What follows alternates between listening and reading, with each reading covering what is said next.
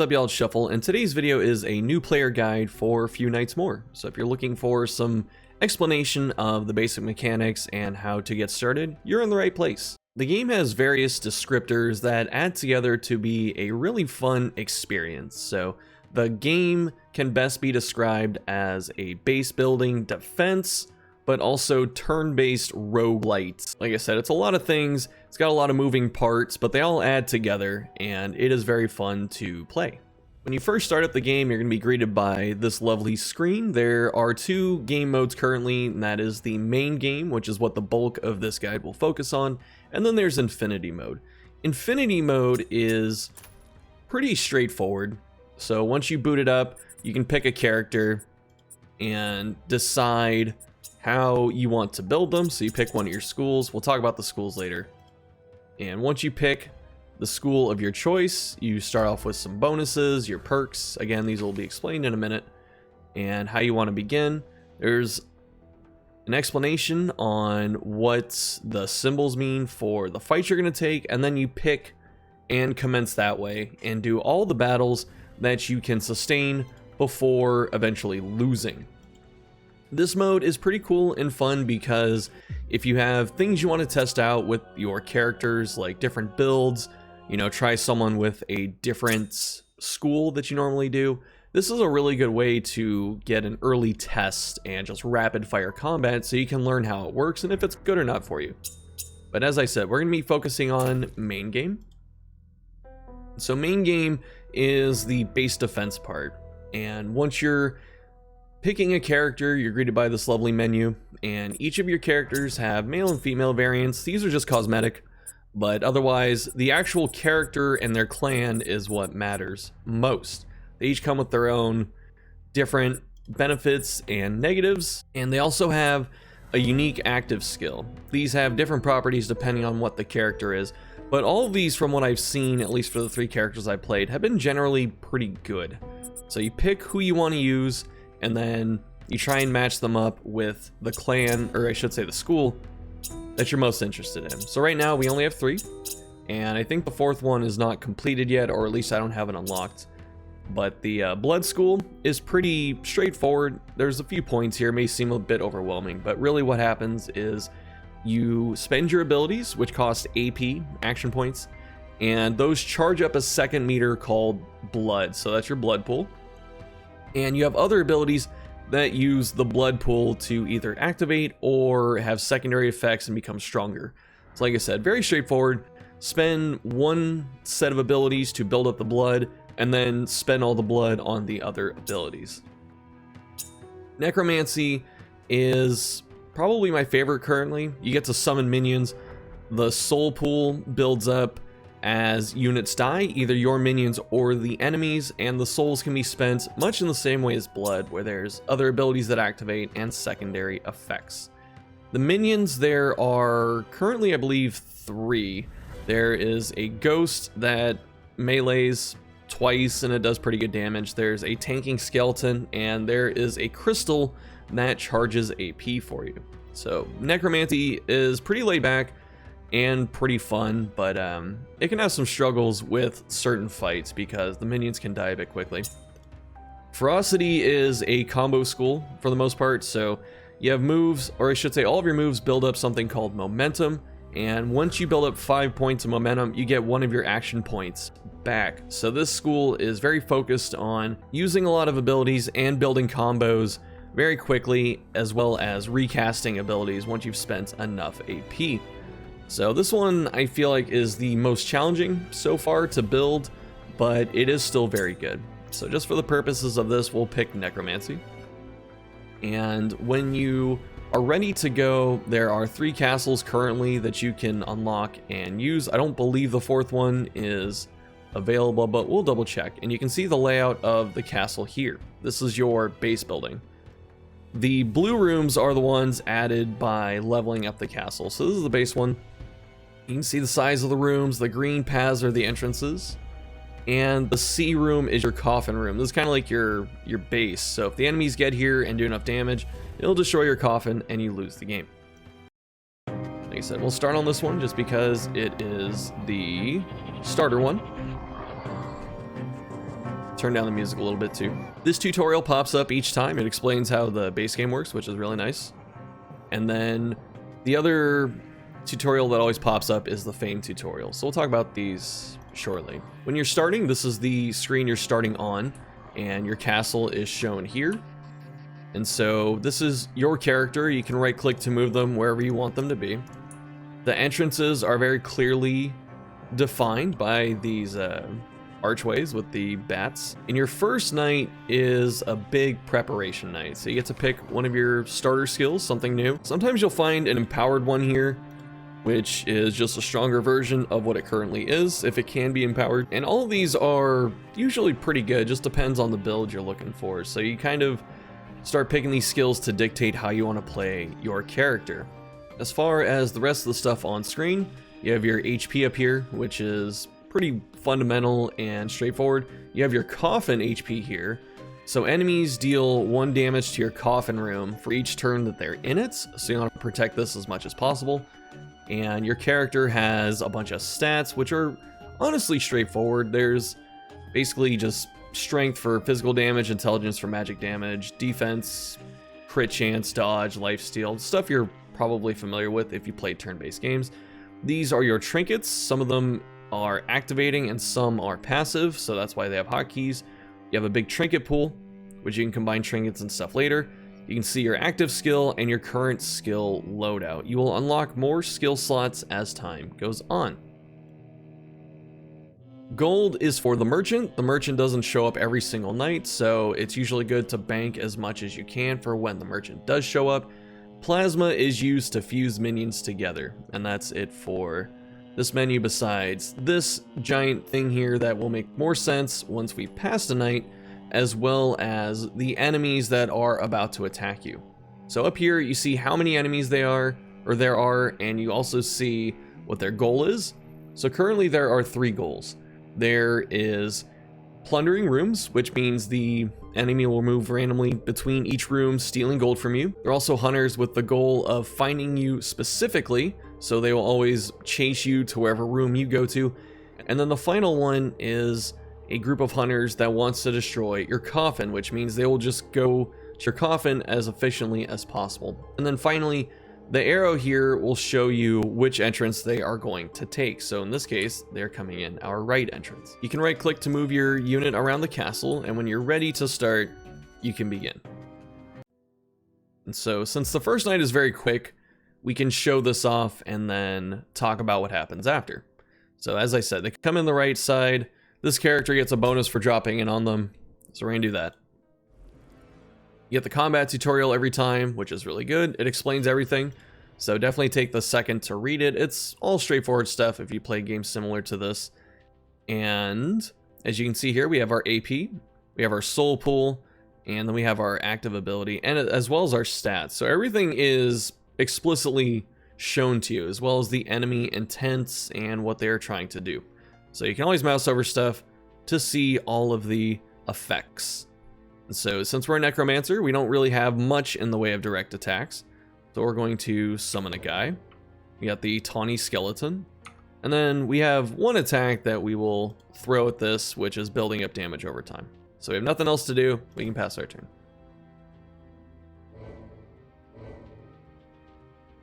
Another feature of the enemies besides their HP is their morale meter. So the more morale they have, the stronger they become. And the lower morale they have, the weaker they become. Obviously you want this as low as possible, but 100 morale is pretty much the biggest break point. So when they're over 100, they get stronger, and when they're under 100 is when they start getting weaker. And then as you see here, when they hit 50, they can get stunned if they're able to be stunned.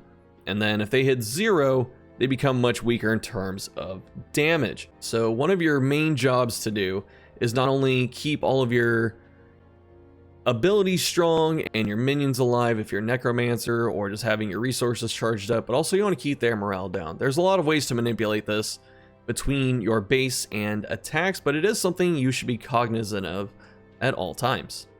Let's summon another minion. So we got our stabby ghost, and we're gonna stack another decay, and then we're gonna pass our turn. Ghost has some auto targeting. Looks like it's going for the weakest person it can, which is fine. Minions are taking damage, but we can keep summoning, which is cool because we are a summoner.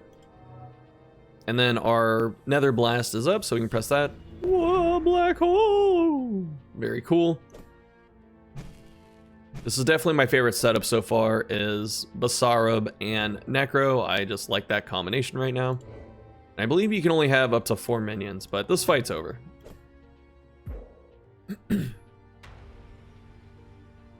Once you have succeeded, you can see all of the benefits you got for surviving the night. And that's why I waited to talk about the rest of the stuff, because you can see here we get events, sell remaining remains to the roaming merchant, gain 200 gold, research the remains, gain 5 crystallize. This is a passive benefit. I do wish you could see these from this menu, but crystallize is regenerating magic armor. So I'm gonna go with that just for this. And once you start passing through night successfully, you unlock stuff up here. This shows you all the stuff you're able to pick up to power up your character. So we have perks. These increase stats, which are all pretty good depending on your build. We have skills that we saw earlier. If these are empowered, they'll show up in purple. We can pick a trinket. This is something we can equip to us. If you get 3 trinkets of the same type and rarity, you can combine them to make them stronger. This is fame points, which we don't have yet. And then this is our room menu. A couple things to look at when we're deciding on what rooms to pick are the slots that we have. We'll talk about these 3 in a sec.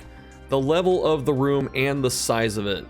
And so some rooms can spawn at higher level. As you see here, this one spawned at 2, which is really good because that lets me show that off. You can see it's a 2x2 room. This is a 3x4. This is a 3x4 as well. We're just gonna pick the level 2. So we get extra gold. The merchant shows up every 4 nights guaranteed, which is pretty nice. And so once you have your rooms that you're ready to start putting down, this one is 3x3. I could have actually put it right here. And then we also have trader's room, which just drop right here. Put it right here. So the rooms themselves, so far to my knowledge, aren't usually destroyed by invaders. Maybe there's a boss that does it later, but for the beginning, at least, of the game, you won't see this happen. And so your rooms have slots, as you can see here. This one has some red, some blue, and some purple. These are slots for the stuff over here. So your minions are red slots. Very easy, you can just drop them in where you want them. And minions go off when the enemies reach that room. They're kind of like a trap, but it's a respawning trap, and they're usually pretty straightforward. They do damage or decrease morale, primarily. So if you can get an enemy to run into here, your minions will attack them, and minions regenerate every night. So the better minions you have, and the more you force the invaders to go through them, the better you can do before the fight even begins. Decor are your blue slots. These are passive benefits that your character gets over time, and they all stack. It doesn't matter if an enemy reaches the room or not. You can always track it by this bar up here. And there's a lot of incremental stuff here that makes your character stronger. So definitely try and get all the good ones that you can and put them in to the appropriate rooms. Talked about the room tab, and then traps. These are one-time use. The enemy usually has to reach the trap itself to have it spring. And so careful deployments and what traps you're going to use against what enemy types that appear here are very paramount to your success. So definitely be aware of what traps you're using and when you should be using them. Fame. As I said before, every time you pop this window open, you get the Fame tutorial. But Fame is another set of passive trees. In our case, we start off with lower seduction, and some units will get penalties or benefits depending on what clan they are a part of. And so when you look at the Fame paths, you can see the benefits at how many points. Some of the first ones start off pretty quickly, but then it scales up to needing more points over time. And the way you play these really dictates how your castle and your character also play the game. And so once you have enough points towards a certain tree, a little button pops up that says claim, and then you can get the bonus. The reason you don't always want to claim the bonus immediately is because some of them might be better to wait.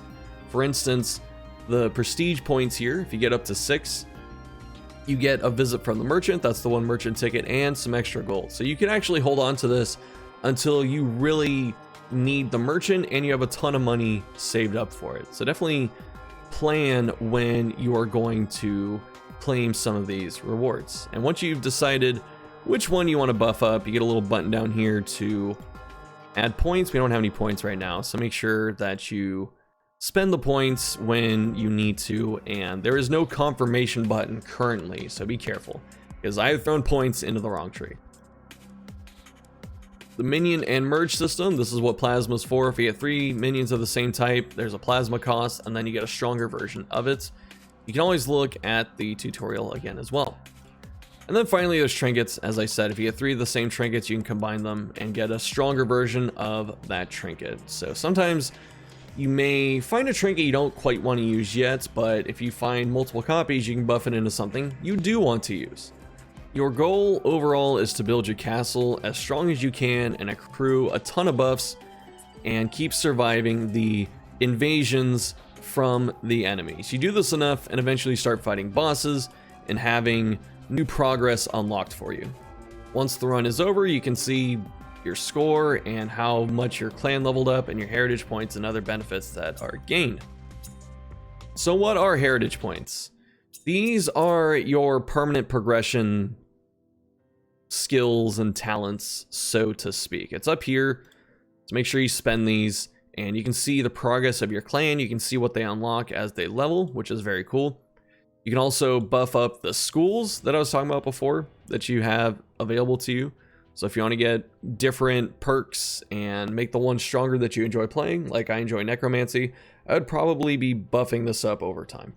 Something that is easy to miss, there are 2 things. One, the more heritage you get overall, because there's 2,000 total points possible, you get a passive max HP buff for all your characters. This really helps over time because, you know, surviving is difficult against some of the bosses.